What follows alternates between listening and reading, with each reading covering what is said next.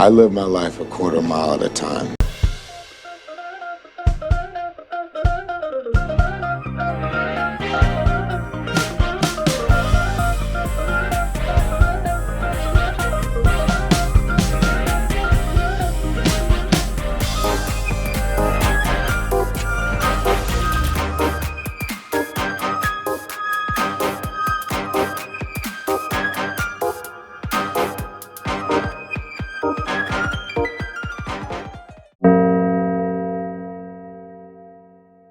Welcome back to the Quarter Mile Podcast. Ooh. It's spooky.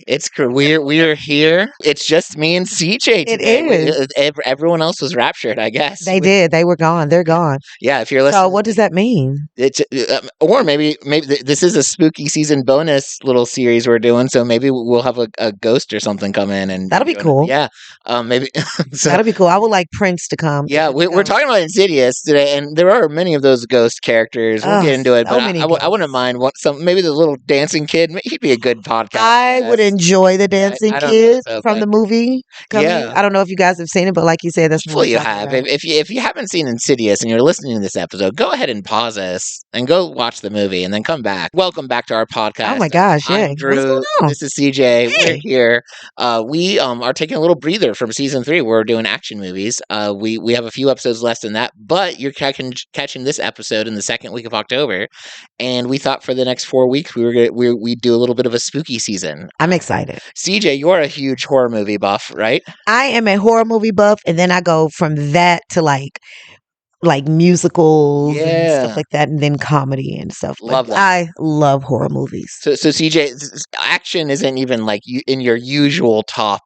No, it is, but it's more Western. Okay, because that's my grandma loved Westerns. So we're entering some new ground for me. I don't much usually love horror movies, and I love that you don't. Did you not grow up watching it? So I don't. Here's the thing: I do not like being scared. I do not like being terrified. I do not like being, I guess, thrilled. So especially in this movie, when the creepy music happens and something's about to jump to you, like a lot of people do you love that feeling? I do. I think every moment I'm about to poop my pants. I don't like heights, but I do like to be scared. That's right. Yeah. So in every horror movie. Now I feel like I might be changing my mind on this after these 4 episodes. Okay. I'm starting to change my mind a little bit. But usually my old adage was every horror movie, I'm either bored before it gets scary, or I'm just scared and I don't like that. So it's like I'm never happy during the movie. Now with this one and the one that we'll be reviewing next week, I found myself towards the end getting into the plot a little bit. I think I may be recalibrating my opinion on scary movies. But for those of you watching, listening, I'm not a scary movie buff, but I'm excited to do this journey with CJ.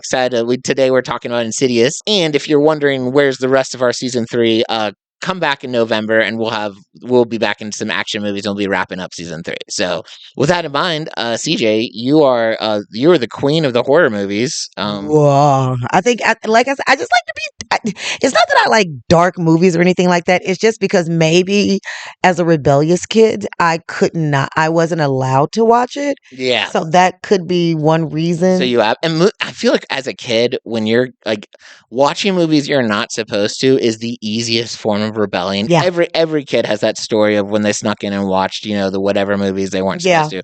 Oddly enough, I think mine were The Matrix. Like I think I wasn't. They were rated R, and I wasn't supposed to see rated R movies. Exactly. Any rated R movie didn't matter what it was. Yeah, absolutely. So I think that's why. Now my friend, shouts out to Danae. When you see this, I'm definitely shocked. She's like the queen. I consider myself a princess of horror movies, but she's the queen. Shout out to Danae. She loves horror movies, and I love that we have that in common. But no, the real reason I got into horror movies is because, like you said, the easiest form of rebellion is just you can't watch that. I'm gonna watch it anyway.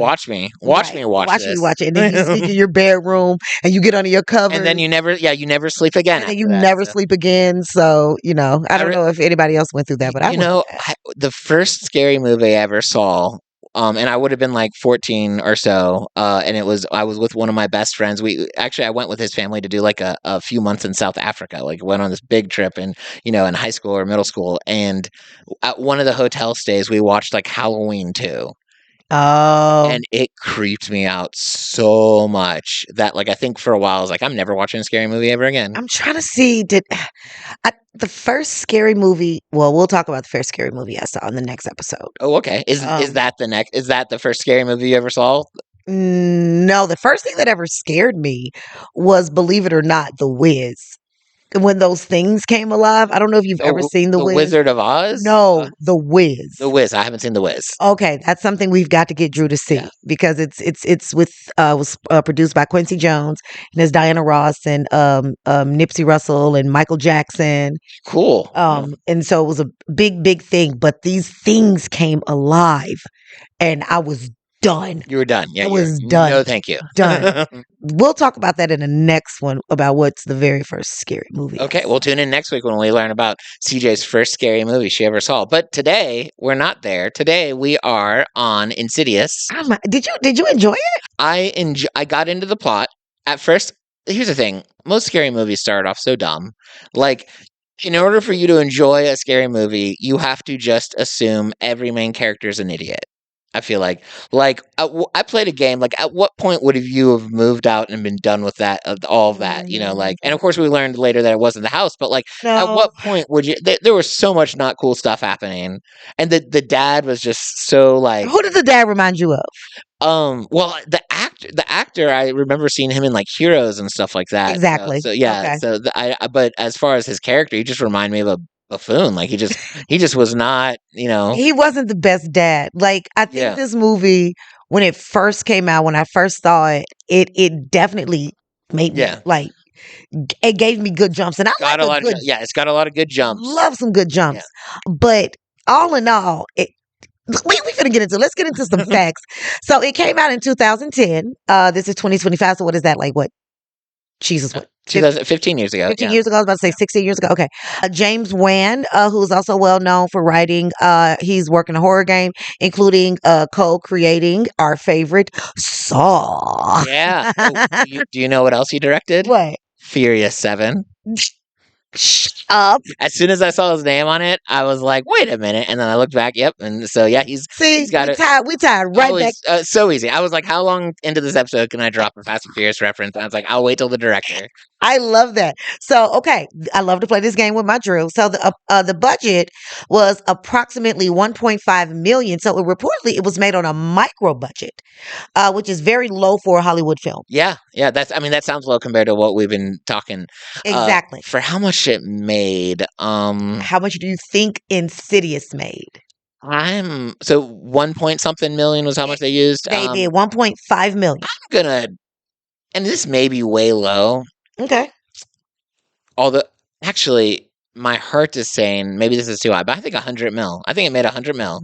When I tell you, you are so close, 97 million. Okay, wow, that is impressive. Look at that you. Is so, well, and I was over here thinking I was aiming way high. My first thought was 50 mil, but then I was like, I could see it being more. No, you're right.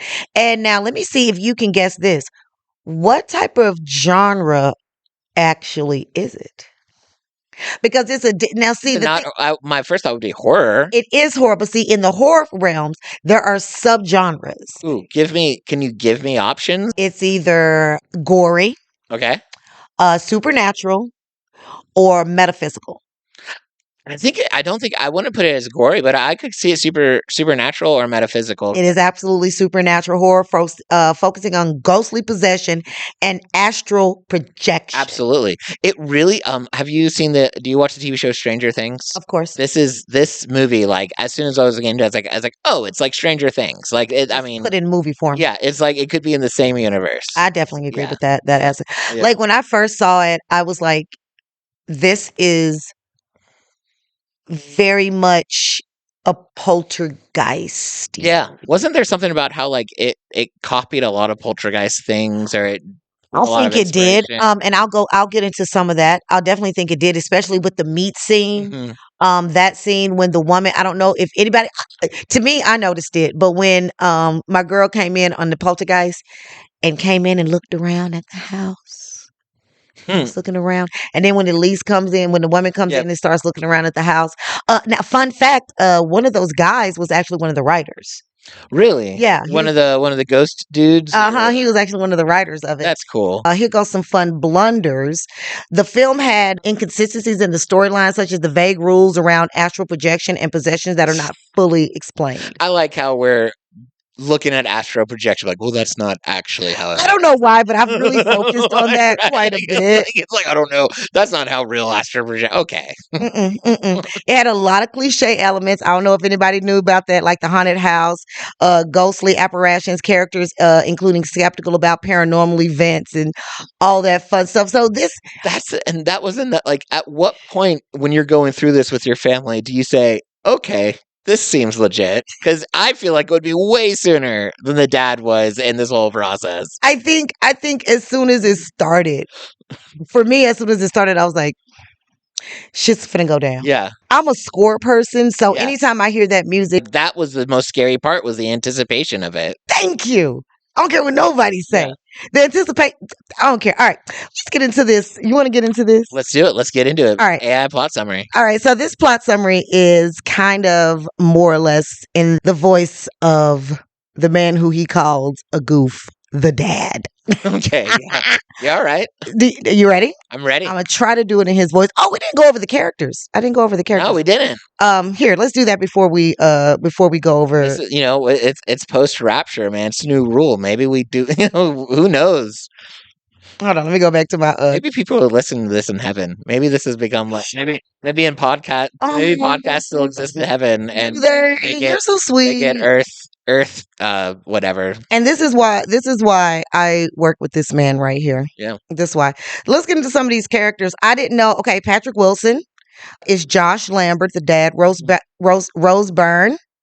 Ty Simpkins, he's Dalton. He's a big guy now. Lynn Shade, she was Elise. Lee Warnell, he was Specs. Angus Sampson was Tucker. Barbara Hershey was Lorraine Lambert. Andrew Astor, he was Foster Lambert. And Corbett Tuck. You know who Corbett Tuck?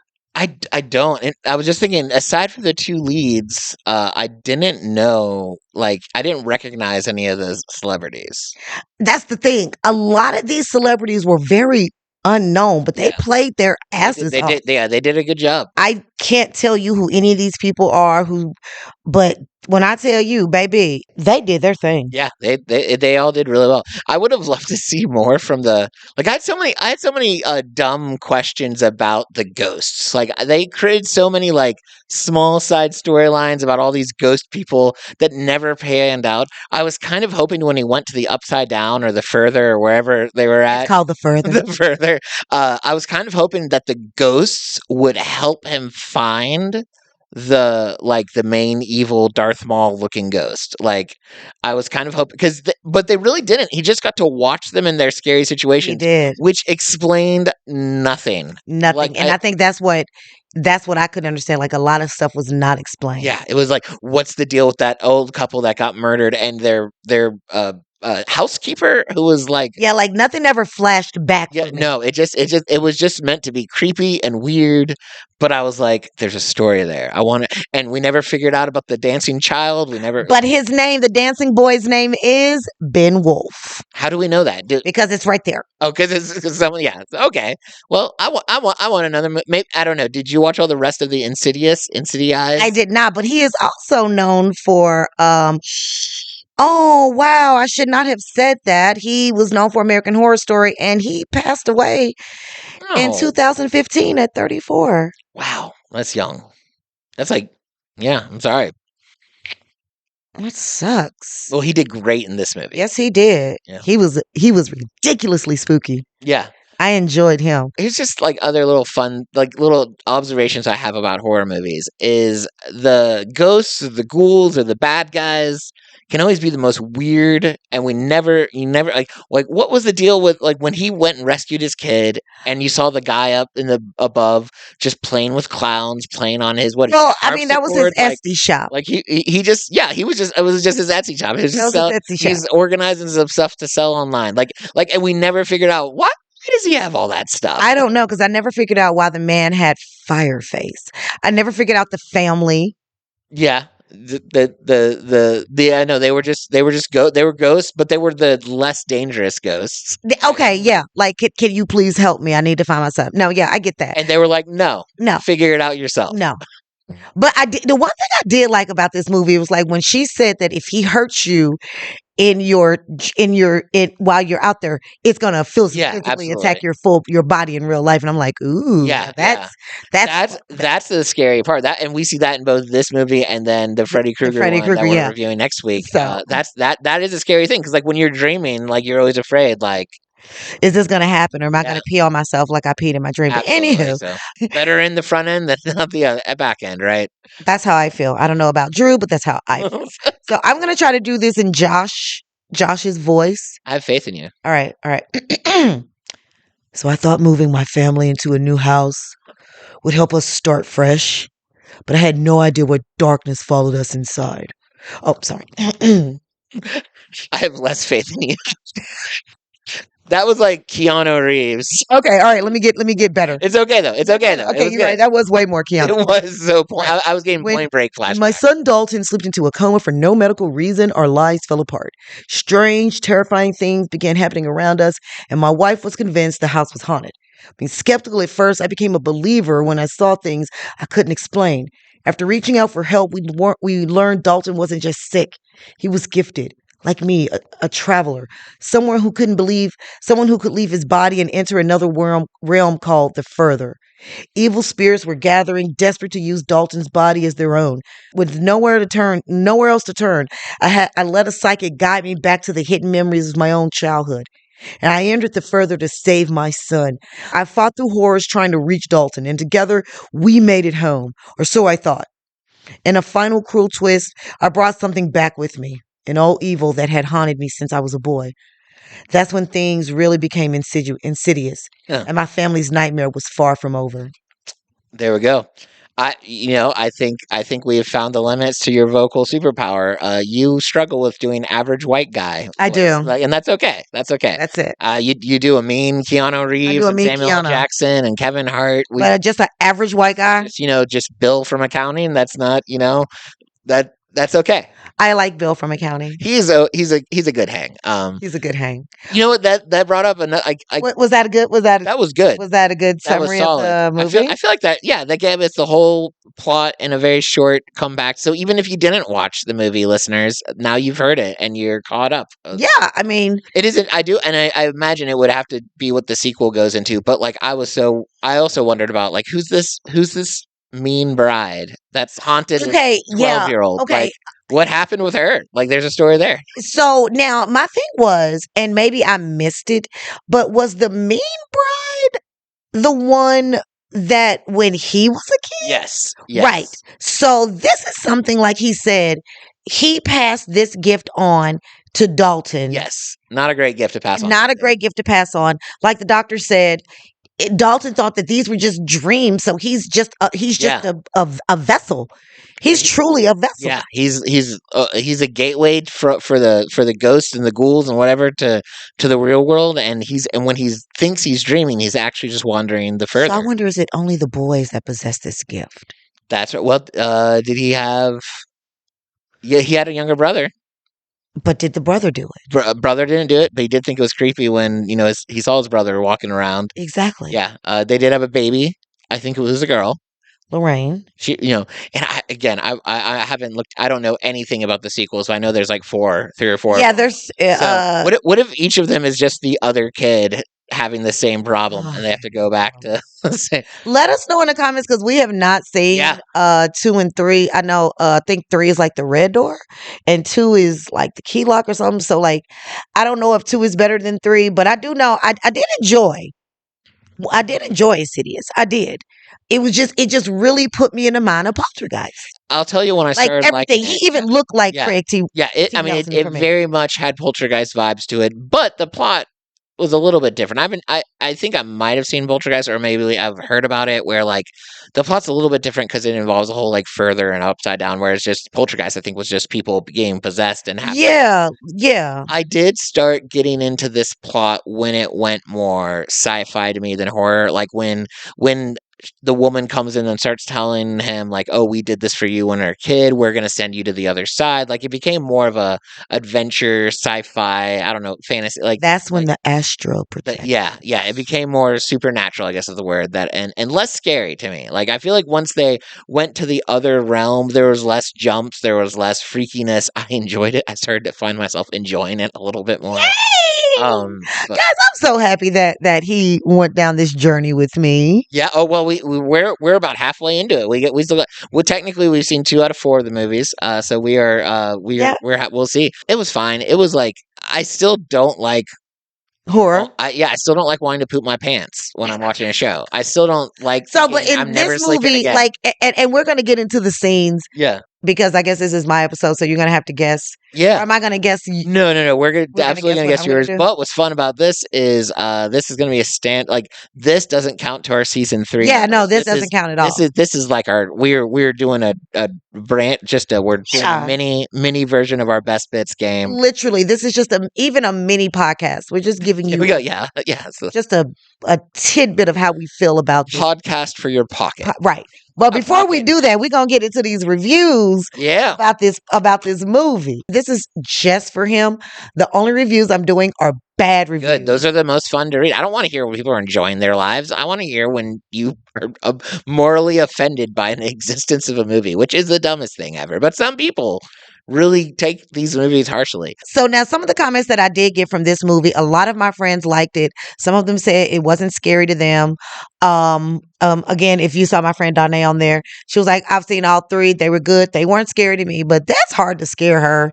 So She sounds like she's like a horror movie expert. So like, for her birthday was Sunday, and I found it was just in the gas station. It was a Child's Play 7-Up, and it had Chucky on it. oh, cool. And so just like little tidbits like that. It was like blood red cherry, and she was like, Yeah. give it. I was like, did you open it? She was like, no, it's a keepsake forever. Absolutely, yeah. Like we're gonna do the smoking drinks for her birthday. Oh, that's fun. Oh, she's so much fun. We're talking about Child's Play in a couple weeks. We are. I've yet to see it, but I know it's a classic. I Oh, guess. it's such a classic. And that's what we're doing. So we want you guys to know we're doing classics and kind of newer. Like I didn't want to go past 2015. Yeah. I don't know. Don't ask me why I don't feel like it's as scary past 2015.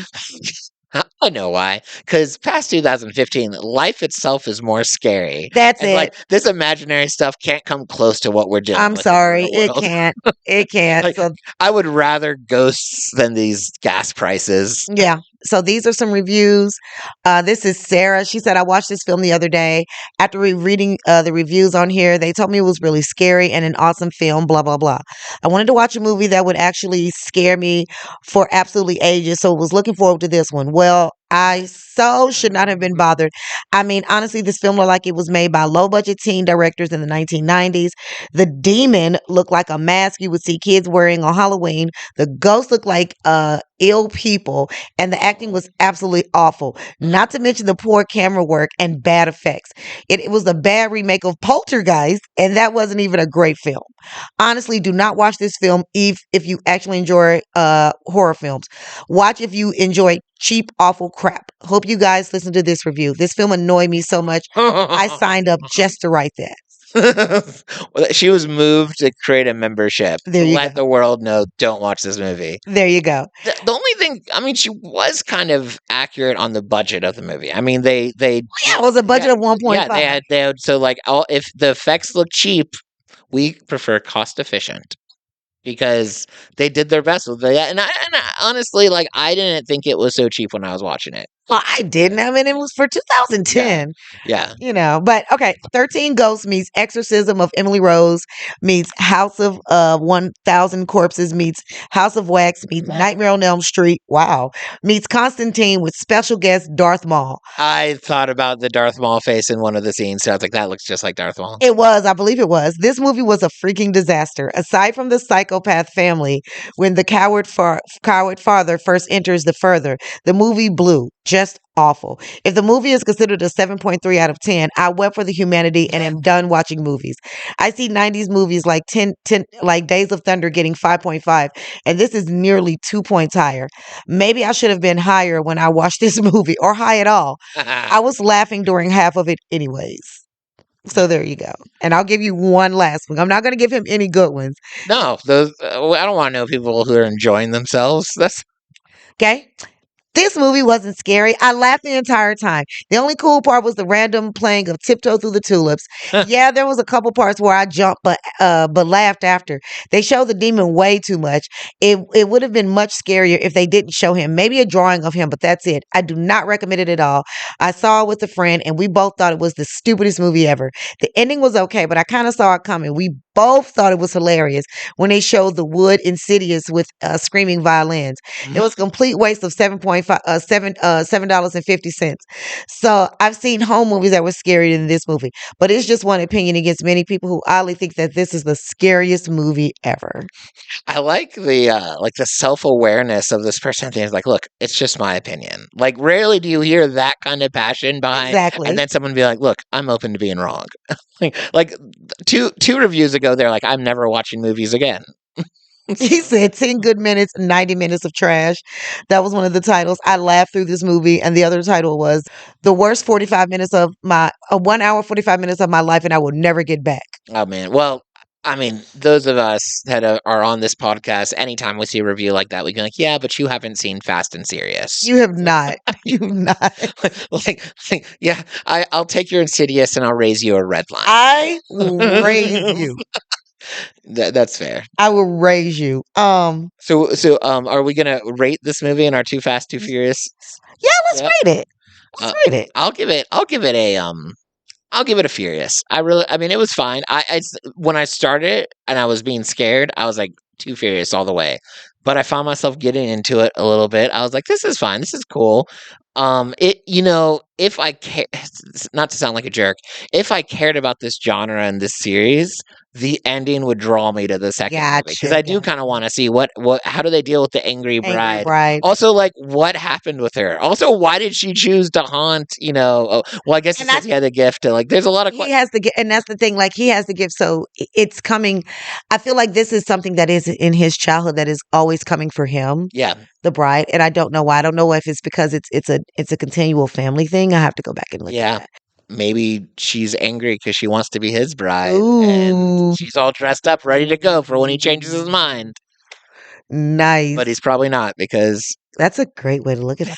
There we go. So, that's a good way. Anyway, so I'll give it I'll give it a Furious. I'm with you. I'm gonna give it a Furious. It was cool.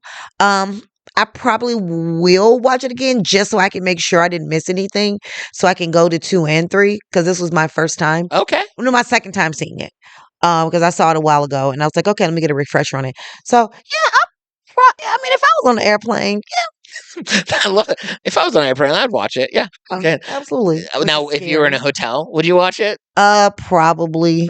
But would I watch this before The Office? No. Okay. Yeah. So no, because it put me in the mind of Poltergeist, and I would more or less want to watch Poltergeist first. Yeah, I don't know if I'd watch this movie on an airplane because it feels weird to watch a scary movie like in that little screen while you're next to two strangers. The only thing I would not watch on an airplane is Final Destination. Yeah, is there like an airplane crash scene on that movie? It don't matter. It's Final Destination. Yeah, fair enough. It's Final Destination. I'll watch Snakes on a Plane before I watch Final Destination. As well, you should. That speaking of Snakes on a Plane, we reviewed that movie. That is actually the reason we are late. We only have 4 Halloween movies instead of 5 because we added Snakes on a Plane. And I think everyone on Earth would tell us if they were still here post Rapture, they would tell us, "Good job on making that call." All right, well, let's get into my scene. All right, so which scene made me jump? Okay, was it the very, very first scene when you see like the intro in the mirror, like you see the ghost in the mirror? Was it the scene where where Dalton gets up and slams his hand on the table? Okay. And they're like looking around like, where's Dalton? And then next thing you know, boom. Yeah. Little ass is right there. Yep. Or was it the scene when it was tiptoe through the window? R.I.P. Tiny Tim. Yeah. Tiptoe through the window. Yeah. I don't. Which scene made me go, oh, shit? Yeah. I don't think it was the second one because I didn't think that was like a particularly scary one. That almost started to be like a superhero fight at that point. I wasn't particularly jumpy at the first scene, and I'm going to assume you have a higher jump tolerance than me. So I'm going to go with the third one. It was the third. That was a creepy scene. Because that damn song. Because they like, I don't know why they put that song in scary movies. Because that's not the first time I've heard that song in scary movies. It's a creepy song. It's a creepy song, and I was like, that is why they wrote that song, to be in scary movies. I was like, dude, that is not good. I don't know what's going to happen, and I'm just seeing this little boy's face, like he's looking at you. Gosh, that was creepy. He's looking at you. That right there was. And that little boy was harmless. He was just getting his groove on. Poor baby. He was just hanging out. I felt so bad for those ghosts that didn't have a story. Like they were just chilling. I think like he wanted to be their friend, but he didn't know how. Because how do you interact with people that are scared of you? Like he's just and those that nice old couple that was like reading the newspaper, but then they got shot. They got shot. Oh, like they were fine. They were nice ghosts. See, I would have liked to see. I would have liked to see at some point when he was in the further them pointing him to the directions to get to his son. And they can't because in the further, like they don't. They realize they're there, but they're upset that they're there. Yeah. So if you get there, they don't care that you're there. They want you to stay. Yeah. They're just happy you're here. They're just happy you're here. Yeah. So yeah. Yeah. The further. So yeah, this was good. Yeah, this was good. Good pick. This is part 1 of 4 for our spooky season. Yeah, you got to come in for part 2. Yeah, next week we'll be doing Nightmare on Elm Street 3, Dream Warriors. Yes. So it was a good movie. We'll get into that next week, but I love that in CJ's picking, she picked like 3 original movies and then the third of one series, and we'll get into why next week when we talk into it. Also, before we go, a couple things. One, let's give a shout out to our D&D sponsors. Oh, did you see it? Look at and you were shouting them out physically by wearing their. Baby, I've been trying to work out, honey. Y'all got to send me some more, baby. I'm trying to lose this weight. I had a blast this past weekend. I did a D&D comedy show in Olive Branch, Mississippi. We were at Mississippi Ale House. I would have loved to go. Yeah, it was myself and a lot of other Memphis comics that work with them, and we had a great show. It was just funny because like I had my Gym Creep shirt on, like it was like it was just a good time. They're good. Shout out to them. They help out with this podcast. We're looking for other sponsors if you want to team up and help provide for us financially, but then we can give you shout outs. We can show up in reels for you. We've had a really good partnership with D&D, and I think it's been mutually beneficial. So if you're listening to this and if you find benefit in what we're doing and you want to give to us and like work when if you're a small business, absolutely, help you with promotion and stuff like that, we're here. We'd love to do it. And then also just a reminder, find us on all the social medias, all of them. The Quarter Mile Podcast, which you probably have guessed because that's the name of our podcast. And I try every Tuesday. It sometimes is on different days. I'll throw out whatever movies we're about to cover, and we welcome your opinions. And sometimes we share them on the podcast. We didn't today, but we will next week. And so anything else? Did I forget anything? I don't think you did. All right, I got on my D&D. Yeah, you got your D&D on. Mm-hmm.